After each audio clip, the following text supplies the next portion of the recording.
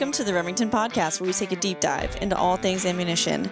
I'm your host, Audrey Mays, and today, me and Shot Show Product Manager Ronnie Evans are at Echo Calls here in Beebe, Arkansas with Jonathan Mortin and Ricky Dunn. That's it. We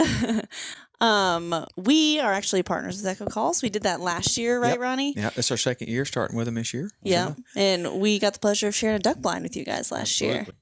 Yeah, that was a good time. Mr. Ricky, how did Echo get started?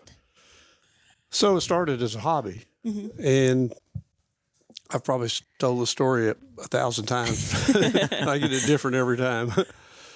So I started making calls, and I just wanted to make one for myself. And I made several, and they weren't any good. I mean, they wouldn't quack. They wouldn't do anything. So on about the 50th call, I got one to actually quack, so I was going to take it out and try it out. And one of my buddies wanted it. So I gave it to him. I said, well, I'm getting close to figuring out what's causing this. And I made the next one, and it was better. And it was probably that night, and then I took it out, and it sounded okay. And then so another guy wanted it, so I gave it to him. I'm a nice guy, and I wanted to make another one anyhow because I wanted to make one better. Well, this next one, this was probably number 53. You know what I'm saying? Yeah. It actually turned out good. I mean, it was what I was looking for. It sounded good. I could blow it. I could call ducks with it, and awesome. I was happy with it. So, of course, one of my buddies wanted it, and I said, "Well, no, I'm not. I don't think I'm interested in selling this one." He says, "Well, I'll give you $40 for it." That's $40, and that was back in 1975. And I says, "Well, Wow. Well, I'll have to take that." I said, and I'll just make me another one. And it just started from there. And as soon as I made them, I could sell them. And it started off, pretty slow the first year or two. So the first year I probably made 50 calls and sold them. Wow. The next year, probably 200. And then after that, it started doubling pretty quick. And you were hand making them, right? Yeah. Everything were turned on a lathe and then jigged out on a jig. So everything was handmade. Yeah. But that's how I got started.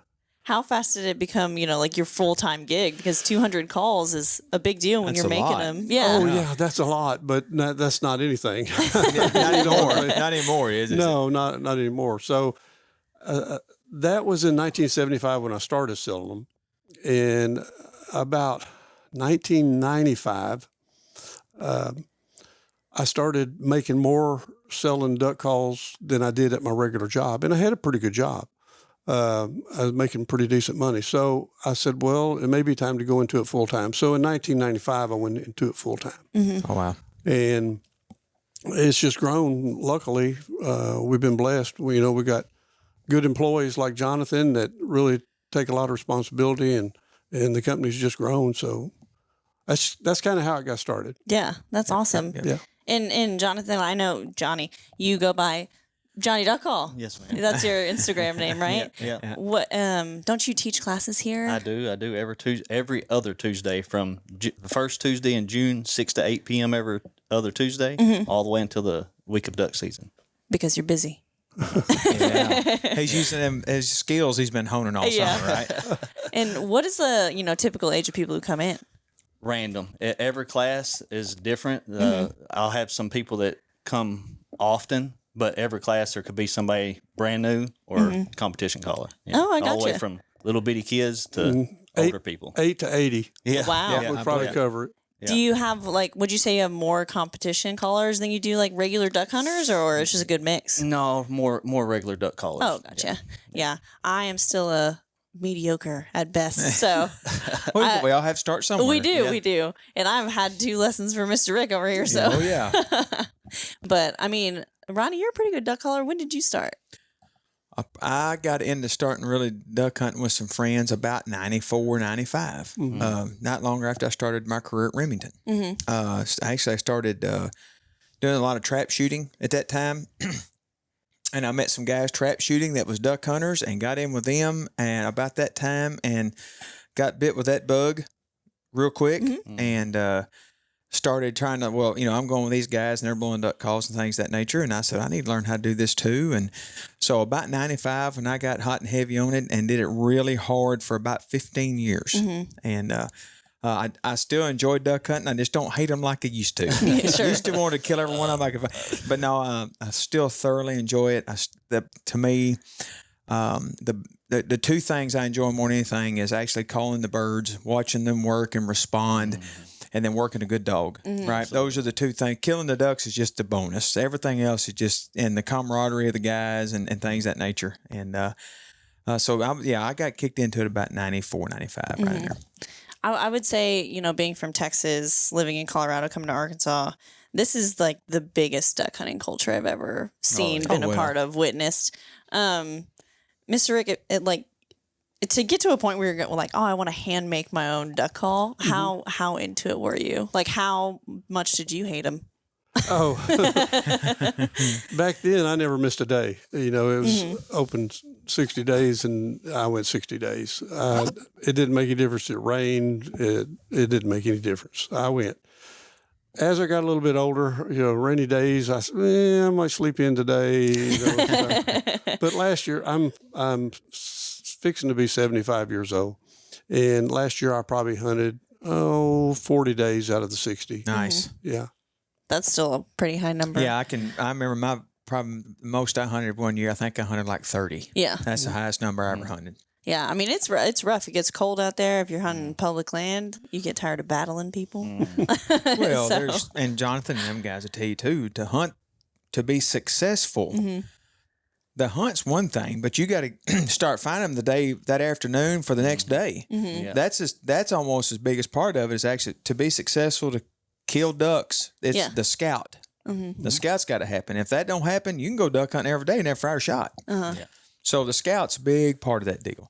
And back when I was hunting even 30 days, I had a good network of people that we helped each other kind of scout. And that kept you from putting so many miles on your truck or your boat. Right. But that scouting is a big part of it. That's got to happen or you're not going to be successful. Yeah. How many locations do you guys have that you are going to try during duck season? Public? And you're mixed together, public and private. Yeah. Minimum on the minimum side, 30. Really? Oh yeah. There's probably double that though. I mean, it all depends on water level too. That's right. That's true. Some places that you hunt at lower water levels, and then when the river comes up and flood, you can't hunt those places, so you got to go to other places. So you got higher ridges, you got marked. It's just all scouting and things and places you've hunted in the past. And the one thing I remember too is back when I hunted a lot, there was like a migration inside the state of Arkansas too. I mean, when they was coming in, they hit the northeast part of the state, up above Jonesboro and above this, and then through the year, as the food went away, they kept moving down, or water levels changed or whatever. And most of the places I hunted was Cache River Refuge, or down like at Bald Knob, or excuse me, not Bald Knob, gosh, the big area down at Stuttgart just went blank. Biomeda, excuse me. You get down, Lord, how can you not think of that one? But you get down Biomeda, that area, and it'd be a little later in the year. They wouldn't show up down there good till about Christmas or after. But the northeast part of the state, they'd be there earlier in the year, and they would kind of move through as the food source or water levels or whatever it would be. Or pressure. That's exactly right. People, right? Yep. Yeah. I've been blessed. I don't have to usually scout my own areas. People are just like, hey, you want to come? And I'm like, sure. And it usually turns out pretty good. Yeah, it's a different deal. Yeah. So, but, I mean, I know that everybody has their favorite, shotgun, their favorite ammunition. On this podcast, you're required to say Remington. That's right. What did you guys shoot last year? I shot 20 gauge duplex loads, 2s over 4s, and I really liked them. Yeah. And we did shoot the duck clubs too. Yep. I prefer the duplex. Got a little bit more bang, Yeah, they're a little more velocity. Yeah. Sure. Yeah. Yep. Yeah. What kind of ducks did you shoot with that? All of them. Oh, yeah? Yeah, anything. The only thing that I basically won't shoot, or I'll try not to, is a wood duck, a Scalp, a ringneck, merganser. I am not shooting. If I shoot a merganser, it's a really bad day, and it was a really accident. Yeah. So mostly mallards, widgeons, pintails, teal. Yeah. Yep. Are those ducks that you choose not to shoot, or you don't want to shoot them with that kind of ammo? No, that's just ducks I choose Okay. not to Yeah. shoot. Oh yeah. Okay, gotcha. Yeah, has nothing to do with the ammo. Yeah. Yeah. Well, good deal. You guys are really big on bird dogs too. I got to watch you guys' bird dogs work, and Freddie. You know, I feel like you can't talk about bird dogs and not talk about Yeah, Freddie. absolutely. Oh yeah. But it's just fantastic to see a dog who loves to duck hunt and who actually gets to perform because you got to bring down ducks that day. I'm so sorry, I just lost a bird dog. And Freddie too. He and Freddie. Oh, yeah. Thief passed away probably Oh, I hadn't heard that 4 one. months after Boss did. Or I didn't know Oh wow, that. dead gum. Yeah. Dang. Yeah, Are I heard you thinking about getting another puppy, or are you still hurting? I understand. Both. I've been kind of looking. Still don't know that I'm ready, but I do. I'm going to get another one for sure. At first, one day. I said no, but yeah, I'm definitely going to get one. Yeah.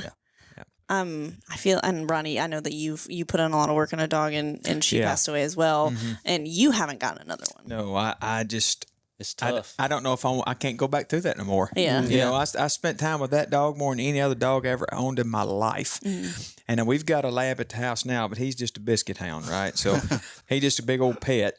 But yeah, that dog I had, Allie, she was a chocolate female, and she saved this old fat boy a bunch of steps. Yeah. And she was a dandy. She was a joy to hunt with. But yeah, that's I don't know if I can do that anymore. Yeah. Yeah, that's pretty tough. I mean, tough. how many hours would you guys say that you put in God. to like training a dog before you even take him out?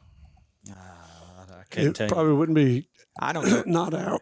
Excuse me. It wouldn't be hours. It would be days, weeks, and months. Yeah. So That's it. That's Yeah. it. Every day. It's an everyday event. When I was still living up in Northeast Arkansas is when I got my pup, and I was driving down here 2 hours a day. He went with me everywhere I went, down here and back every day. So I was training him, socializing him. So he was being trained anytime I was around him. Yeah. I mean, he was still getting it when I met him. So I mean, really impressive dog. So, Mr. Rick, what's your lineage with dogs? well, I've had them all my life. I don't have any now. It was probably I won a dog at the World Championship in 1997. It was a British lab, and I had him. His name was Gunner, and I had another one that's named Katie. And they were both pretty good dogs, and I had spent quite a bit of time training them and stuff. And I had them until they were like 9 or 10 years old. They both passed away within a week of each other. Gosh. And so it hurt pretty bad, and I just haven't got another one since. Yeah. Oh, so that was a while ago. You haven't had a dog for a while. Yeah, it's probably been since probably 2008 or 9 since I had one. Well, that's fair. I mean, you fall in love. They're your best friend for a long time. So A hunting buddy, right? yeah, So So I understand. I mean, hunting's the best time of your life, and you get to spend it with your four-legged friends. So yeah, definitely so. yeah. I did want to talk about before we started recording. We talked about early teal, which is coming to a close here. I think the 27th is the last day. Actually, I think it went out yesterday, didn't it? Oh, did it? Or No, this no, past? no. Oh, is it It's still still open? in? Yeah. Okay, okay. Yeah, I know they stays in shortened it. for- Didn't They took the shorten it? week off the front end of it. Oh, it's the front end. Okay, Yeah. okay, So last weekend it opened. okay. So you got till this Sunday. Yeah. Yes. All right, I Okay, got yeah, you. 27th, 28th, or something like that. Okay. How did you guys fare? I have not been. I've scouted. They were here opening weekend of dove season. Okay. really? We've seen several groups open in the morning, but the second day of season didn't see one teal. So it just shows how fast. This they flew through that quick. Huh? Yeah. Wow. I had a buddy. He shot his limit opening weekend. Oh wow.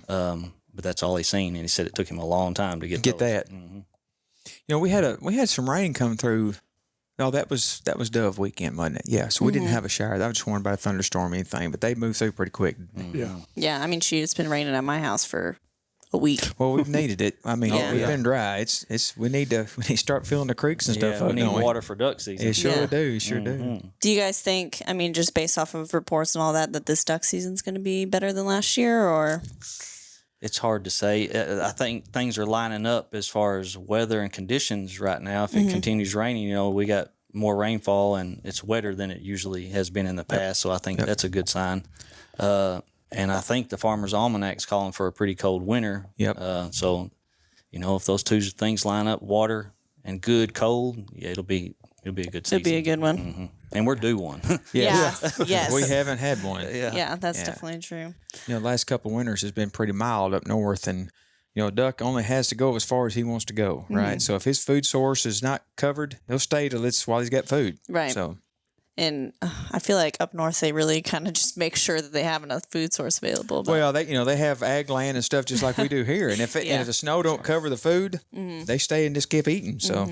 So you need the cold not just for the cold, but because you need the snow to cover the food source and the water to freeze up and make some move. That's what pushes the migration. I gotcha. Johnny, you said that you guys shoot a 20 gauge, and when I was with you, I'm pretty sure everyone was shooting a 20 gauge except the girls in the blind, which is hilarious. But what made you guys? Did you start with the 12 and switch down to a 20? Or? Oh yeah, I shot a 12 all the way until about 2013ish, probably, or 15ish. I bought a A400 Beretta 20 gauge. And started shooting it and just realized how much better I could swing it. Oh, yeah. First of all, like catching up to especially teal or something that flies fast, so much easier.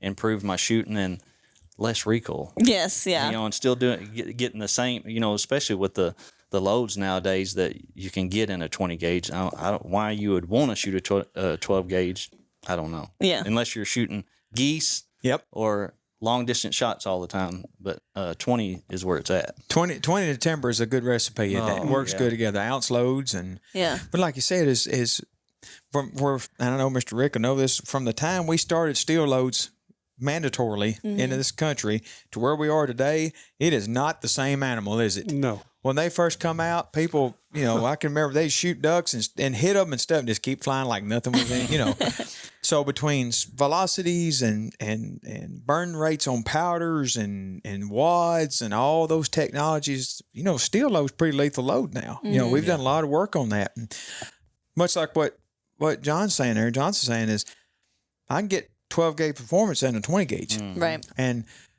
when I used to do a lot of public hunting. So I would walk into spots. Well, how much stuff do I want to carry? Right. So a 20 gauge is probably a quarter of the weight of a 12. Then I've got decoys that I've got no lead in the keel on them because I want them as light as I can get them. And also with your 12, or you're in the timber, you've got closer shots and things, but that 12 that we have seen in the industry, the sub gauge take off, right? More and more 20 gauges, guys are paying, anytime we develop new loads now, we have to make dang sure we've got it in a 20 gauge. And sometimes 20 gauge comes first. Yes, pretty quick, right? So especially any more, like any upland loads, you've got to put a 20 gauge in there. That's like one of the first ones. And now it's got that way with waterfowl too. And we offer, like you talked about the duck club earlier, we offer two, 3, they're both 3-inch, but one's a 4 and one's a 3.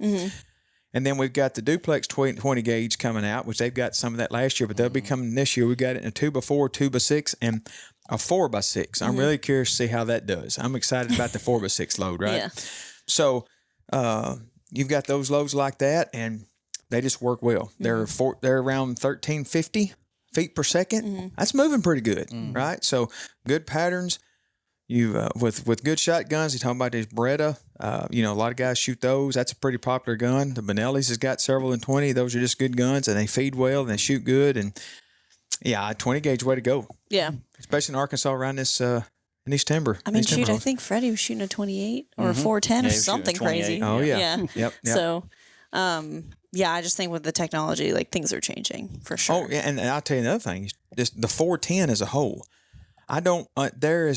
We still don't grasp the 410 purchase yet. I mean, we've seen through after COVID, the 410s went out the roof, and we made a little bit of a dent into them. We're making 410s every day, and still can't catch up. And we saw the amount of orders come down a little bit, and then right this summer we started taking orders again. Whoop, bloom right back up again. It's like, oh my gosh! So that 410 market's, I think, is here to stay. In everything, huh? Like turkey loads. Turkey loads, and we're seeing a lot of turkey loads and game loads. Game loads and target loads. You're seeing a bunch of them. Actually, the turkey load, main only thing that you see is a TSS, right? Yes. And there's a good little spot there, but that like that Express XLR, we can't make enough of that stuff. And we're trying to get through with our target stuff to get back into the hunting. We're making some hunting loads now, but we're just about done getting our target done. We got a big national skeet shoot and sporting clays here at the end of the year. We'll get that built. We'll be right back into hunting loads and never check up. So. But that sub gauge market is crazy. Yeah, it's blowing up. Yeah, we've seen the 16 gauge. Yeah, which I think is cool. I think the 16 gauge is cool. Yeah, but I think so too. I like a 16. Takes a certain kind of person. We talked about that. Yeah, we had a whole episode about that. So that's pretty cool. But I mean, are you guys? I know that you guys usually hit the duck woods and then come to work. Oh yeah, every day. Yeah. So is that the plan again? Oh yeah, yeah. There's less. Usually I would hunt 60 days, but as the older I've gotten, and plus I've been building a house and adding on and stuff, but I probably hunted 35 to 40 days last year. Yep. Maybe a little bit more. I don't know. But then I've been going out of state the last few years. You know, last year I went to North Dakota, and the year before I went to Salt Lake City. Didn't y'all take a trip to Tennessee last year too? Yeah, I remember y'all talking about that. That was a pretty good one. Yeah, that was a fun time. Yeah, that sounded like you had a pretty good hunt over there. Right. We shot 7 or 8, something like that. I mean, we didn't shoot a bunch, but it was a good time. Ate a good breakfast. Ate a good lunch. Yeah, that helps, right? Man, oh yeah, big old duck. That'll help. Yeah, that'll help Band-Aid with no birds being there, right? 100%. I mean, just y'all's set. I think it might have been Freddie's setup actually. Now that I'm thinking about it, but like breakfast in the blind, I've never had that before. That's the best thing. That's cool, isn't it? Yeah. It tastes so much better in the duck blind. It does. It does. It does. Yeah, the Reelfoot Lake hunt was a bucket list for me too, because I've been over there duck calling, and competitions right on the lake and stuff, and I've always wanted to duck hunt in one of those duck blinds. So that was cool. awesome. Getting to do that was pretty fun. Wasn't it? Yeah. So have you guys hunted sea ducks? You've hunted flooded timber. You've hunted what's the different biomes you've been in? I've only hunted just your basic duck. The only duck that I've shot out of norm for here was when I went to Salt Lake City. I shot some cinnamon teal. Yeah. Oh, that's cool. Yeah, that was awesome. I don't think I've ever actually even seen one. So. I haven't. I've not been where there has it. I hadn't seen it, right? So, yeah. Mr. Ricky, do you stick with flooded timber, Arkansas duck hunting? I try to as much as I can. Yeah. If things get real tough, I'll go hunt the fields. But if I can, I'd rather go to timber. Yeah. Oh yeah. It's just a sight to see, and I would rather shoot 2 ducks doing it right in the timber as 2 limits in a field. Really. I don't disagree with that at all. I just like the way that they sound flying through the trees and stuff. I think that's crazy. Oh yeah. And if you haven't heard it, get out there because it's different. Yeah. And I grew up hunting sea ducks in Texas. Sure did. I got to do that last year. Hunt down the flats in Texas. That was pretty fun. Killed a few redheads and pintail or 2. That was a lot of fun. Yeah. Neat deal. And that's all I've ever seen. And then I got down here. Yeah, you never seen anything like this, had you? And actually shot my first mallard with you guys. Yeah, sure did. That was a good shot you made too. Oh, thank you. Got it on camera. Yeah, you do. So. She has proof. Can't deny. She can't deny that. So the only duck in Arkansas that typically comes through that I have not shot is a goldeneye. All the other species. I've seen a few of them. I've never killed one of those either. I've seen a few of them. Seem like river channels are good to stay on river channels, things that nature where I saw them, right? Fish ponds, too. Yeah, fish ponds. And we got a bunch of them in Lone Oak, so I'm sure there's some around there. Oh, yeah. Yeah, we got a good crop of them. But I've killed a bunch of ducks off minnow ponds. Don't think I've killed one of them. I haven't either, and I've never seen someone shoot one, and I've never seen one. No, I got you. They're peculiar looking little duck. Yeah.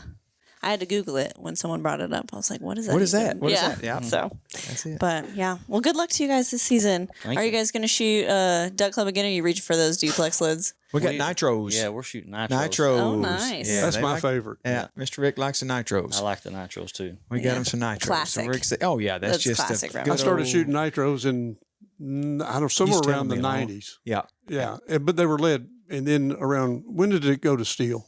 Oh, no, I thought it got really hard and heavy in the late 80s. I thought it may have. I think it's 87, 88. I thought. My memory's going. I understand. It all runs together. I can't remember what I had for lunch yesterday, Mr. Rick. So it's I get it. I shot them when they were still in lead. Right. And I shot 2 3/4 nitros in the timber. And, they were deadly. Yeah, they do a good job. Yeah. We still make those. Yeah. We still make the lead nitros. So do we? neat. Yes. What are they? Nitro Magnums. Oh, okay. It's Yeah. nitro Okay. Magnums. Gotcha. Okay. Yep. I was like, we don't put a duck on that box. I don't think. No, we don't have a duck on it. No, it's not a duck load, but we still make. We had to change the box because of that, right? So we load those from 2s all the way up to. I think we got that in a 6. I think so. Yeah, we do that. There's a lot of that goes to Japan. Oh, really? Yep. We sell. I have.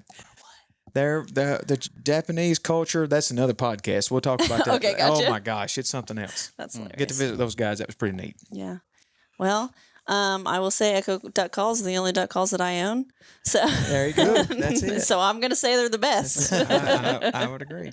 No, I'll tell you just, Mr. Rick's got a heck of a legacy here. Yes. He's had a company that's been in for 50 years. There's a lot of companies that come and go in 50-year time, right? And it's because he makes a real good product. He's just a good all-around guy, and he surrounds himself with good people, so you're going to be successful. Yeah, right? absolutely. I believe that, and I think he's epitome of that. Now, we was excited to be here for your 50th anniversary you had here. We was excited to be part of that, and Yeah. and hope to see a lot more of that too. So Remington is glad to be a partner with Echo. We are excited about that. Well, Definitely we're proud also. Yeah. That's good. Yeah. I think what we call it in Remington, the true pair of Arkansas duck That's hunting. it. That's Yeah. it. That's Remington it. and That's Echo. it. Remington and Echo. It goes together. Yeah. Well, thanks for having us here, guys. Thanks for Appreciate having y'all. us. Thanks for coming. There you have it, guys. Remington is on the rise. Like, comment, subscribe, and be sure to share this podcast with your hunting or shooting buddies. If you have any questions for me or Ronnie, Johnny, Mr. Rick here, you can email us at podcast@remington.com. Thanks for listening.